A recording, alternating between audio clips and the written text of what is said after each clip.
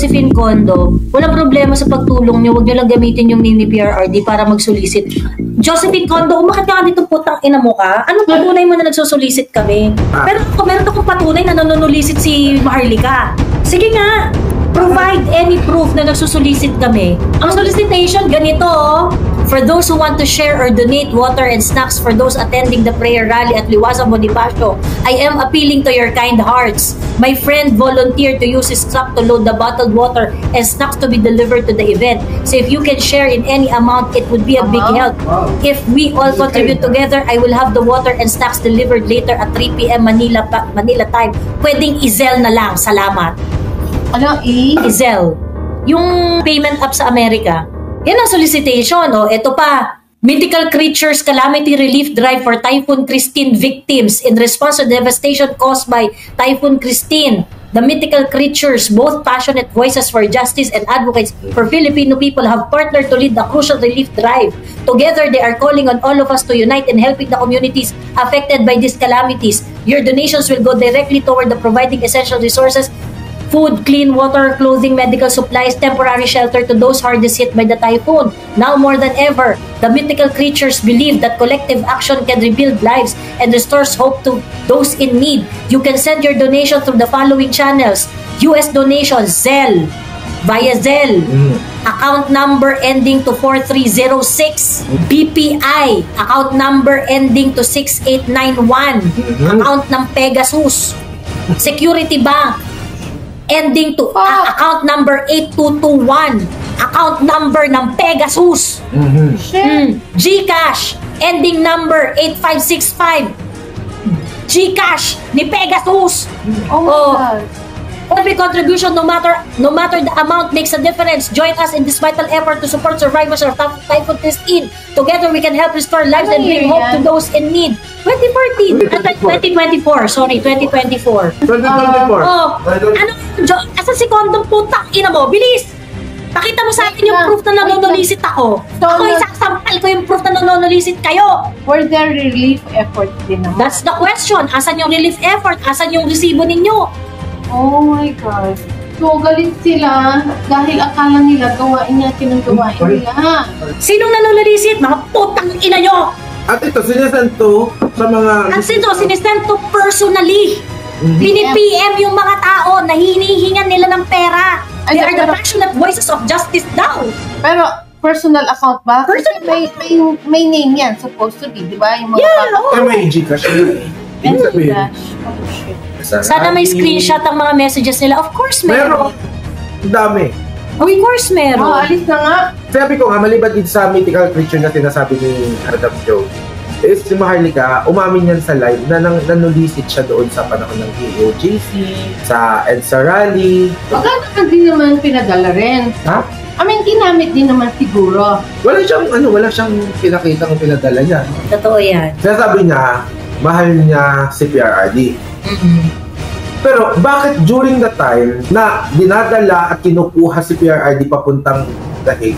That's the perfect opportunity para ilabas ng 7th scroll. Oo, at para lumabas na din ang mga kawal. Correct! Diba? Pero wala pa rin kahit isa. Ito si Pegasus, nakausap ko to, sabi ko ganun, alam mo, hindi naman naniniwala mga tao sa'yo pagkasabi ka ng sabi na meron kang 7th scroll. Pagkatapos na ito ay pinatago mo sa kuweba, sa, ano ba yung kuweba ni Lazarus?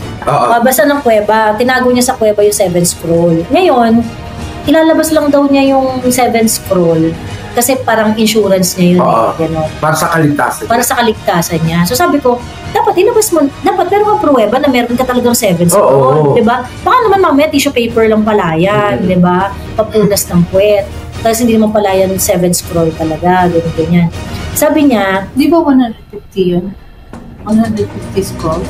Sabi, 150 scrolls daw, ganyan. So kaya sabi ko, hindi kailangan mag-provide ka ng proof na parang, asan yung picture, ganyan. Kasi parang people are not gonna rely on your words forever. At they can only wait. Oo, di ba? Na For when is the proper time? Di ba? When is the proper time? So parang, there must be something heavier than what you are just saying. Tsaka bakit wala sila nung nandun tayo sa Villamor? Wala ba siya doon? Wala. Ayun. From morning hanggang gabi. Kahit nga wala siya dun eh. Kahit nga wala siya dun, basta Tapos, nilabas na yung nilabas 7 niya. scroll. Kinulit ko. So, ang sabi niya, yung daw 7 scroll, binigay na daw niya kay Catherine. Okay. Binigay kay Catherine. O di syempre, nagtanong ako sa kila Catherine. Oo. Sabi ni Catherine, wala! Oh. So, nagsisinungaling tong si... Sinungaling si Pegasus. talaga. Oo. Sinungaling talaga. But, Diyan pa naman ako malakas mapikay, yung blatantly lying. Sabi ni Darkness, Miss Joey, dikit kay San Marcoleta at INC and si Pegasus. You think siya yung insider for San Marcoleta? I think she's gonna be figured out soon. That's what I think.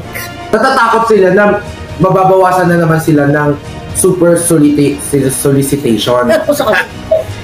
Dahil lang sa papel, Diyos ko naman. Yun pala, ito palang dalawang mythical creature. Ayun. Sila pala kasi gawa.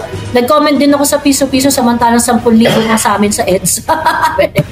Sabi ni Ma'am Nessie Taborete, hindi ka nag-iisa, Ma'am Nessie. Merong iba, nag-send 25K, 15K, hanggang ngayon, hindi nililiquidate. Itong ano mo, madam, isang mythical creature na greedy. Nagpupush na naman siya doon. Dapat daw mag-rally. Eh, umuwi ka. Kasi doon siya kumikita. Kaya nga, pag may mga ganyang movement, eh di umuwi ka. Di ba? Wag yung nandyan ka sa safe place, tapos uutusan mo yung mga tao na humarap sa mga, sa panganib at humarap na makulong. Kung talagang mahal mo si PRRD, umuwi ka. Wag yung nandyan ka tapos utusan mo yung mga tao sa isang bagay na hindi mo magawa. Sabi ni Paytots, palabang yan si Pegasus. Check nyo na lang yung response niya nung nagka-issue siya sa pamilya ng dati niyang prinsipe, Kidlat. Pero enlighten me, Miss Joey, ano kaya ang purpose nila for doing all this? I think, yung pag-iisip ba nila na they see us as competition. Ganon. They see us as a competition. So siguro parang ang gusto nila, they would be the voice of the support base or something like that. Ganon. Which is very wrong. Ako nga, I do not even consider myself as I mean, I just speak my mind, diba? If a lot of people listen to me, then well and good. If you do not agree with me, that's okay with me also, diba? Walang problema sa akin yun. But I think these people, they wanted to be the dominant voice. They want to be na parang sila yung pakikinggan, sila yung opinion shaper. And unfortunately, these people fail to understand that they have no substance. Wala silang sustansyang magsalita. So ngayon, they do not realize that they are actually being watched for entertainment purposes rather than opinion shaping content, diba? Hindi kayo pinapanood dahil opinion shaping yung mga pinagsasabi nyo. People are checking on you because, ano kayo masasabi nito? Ano kayong bagong chismis nito? Ano kayong bagong kwento nito? Na parang, gusto kong balahurain tong taong to. Siya bumabalahura. Go, go, go. Parang gano'n. Si Marlica sabi mag-people power na daw, sabi ni What Happened Bella. But the problem is, if you're going to conduct a people power, andito ba siya? I think, eto, since si Maharlika, di ba, nagsabi siya na nanghihingi din siya ng pera pagka, nagsusolicit din siya kapag may mga, kanwari, EDSA rally, KOGC, namin niya yun, may recording ako. So, tatawagin natin yun na Maharlika fan. Maharlika fan. Diba? So, nag-iibon siya for the Maharlika fan. Sabi ni Nico Chico, Ate Joey, nung type pa lang nasabi ni Maui Halimaw pag umattend siya sa EDSA Friday Group, nahingi siya sa viewers ng pang-hotel daw para after EDSA, mag-hotel siya, naaamoy ko na mukhang pera. Yun nga, ito yung nakakaloka. Itong mga to, nakita ng lahat kung paano sila manulisit. Di ba nahingi sila ng hingi ng pera, ganyan-ganyan. Alam mo yung sa Bustos? Tinatanong ako ng mga viewer. Sabi, pupunta ka ba? Kung pupunta ka ba? Sabi ko, hindi ako pupunta. Tapos, hindi ko sinasabi kung anong rason. Pero, pinipilit nila akong, pupunta ka ba? Kung pupunta ka ba? Sabi ko, hindi ako pupunta. Sabi, bakit? Ganyan. Sabi, grabe ka naman. Sabi ko, kasi maging real na ako. This is after like 3 or 4 lives na pinipilit na ako. Sabi ko, una, may ina-splash ko. Pangalawa, dahil yung pera ko nun, di ba, na nandun sa farm ko, inaasikaso, wala akong extra budget para dyan. Pero kung papipilin ako, gusto ko. And then, someone offered na siya ang magbibigay ng pamasahe ko. Oo. Pamasahe lang wala accommodation, pamasahe lang sa bus. Pero from that bus station to Bustos, Bulacan at kung ano-ano pa, wala, pagkain akin lahat. Sabi ko kasi, okay na yun kasi may pera naman talaga akong panggastos, baka kulangin. So, yung pera ko, yun yung ginamit na pamasahe. Papunta dyan lahat-lahat.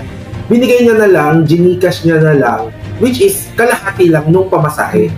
At pagbalik, wala na, sarili ko na. So, hindi niya nabigay yung sinasabing kalahati. That's okay. Actually, ang gusto ko lang, makapunta doon sa advocacy. Actually, wala akong balak. Pinilit akong pumunta kahit wala talaga. And I am willing to spend money.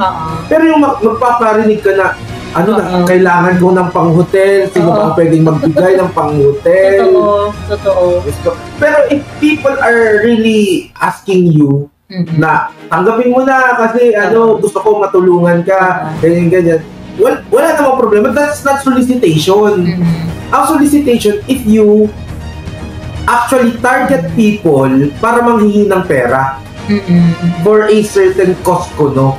That's solicitation. True. Sabi ni Sean Pedrosa, Joey, not sure alam mo to, may sinabi si Titi about Maharlika nun on credit card issues. Yeah, yung parang mayroong mga unpaid credit card debts si Maharlika.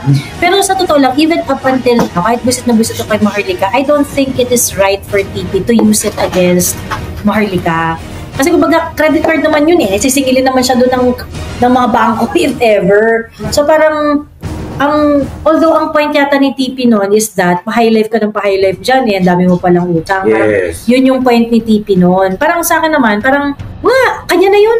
Hindi na natin yun. Kung gusto niya magpaka-plastic, kung gusto niya kanya na yun. Hindi na yun para busisiin pa natin yung mga ganun bagay. Pero naalala ko yan before na yung ginamit ni TP yun against Maharlika. But up until now, I don't think it is something that should be used.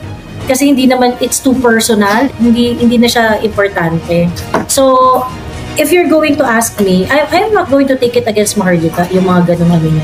Ang problema kasi, nagpapaka-high horse sa at ikaw yung pinakamagaling sa pera, wala ka. Basta pera, you are okay na sobrang, ako, basta ayoko ng corruption. The fact that you cannot even pay your credit card. Ang kapal ng mukha mo, tapos ang ipokrita mo about money, yun pala. Grabe ka puta. Ako sa totoo, I am proud that even though wala akong ganun kalaki, pero wala akong Anong sa inyo na ilalabas na lipstick? Hayaan mo siya magnegosyo, di ko may bibili, di bumili. Oo. Pero ako sigurado ko di ako bibili. Ngayon kay Baculaw, tinitira kapwa DDS. Kay MD at Baculaw, tinitira kapwa DDS. Si Maui, ever since, ganun siya. Miss Joey looks like Pink Martini really got M in their payroll. Gumagawa ng ibang issue at sinisiraan makakalaban ni Martin sa 2028. Miss Joey, na topic mo na ba yung propaganda ni Auntie Claire list ng drug-free barangay? O sige, ito na nga, itopic na natin yan ng very, very quick. Kasi di ba sabi ni Auntie Claire, meron daw 4,027 barangays na na-clear as of May 2025. Pagkatapos ngayon, inask ni Eden Santos na meron po ba tayong list niyan? At saka yung sinasabi niya mga rehabilitation facilities na naipatayo. So ngayon, hinahanap ni Eden Santos yung list.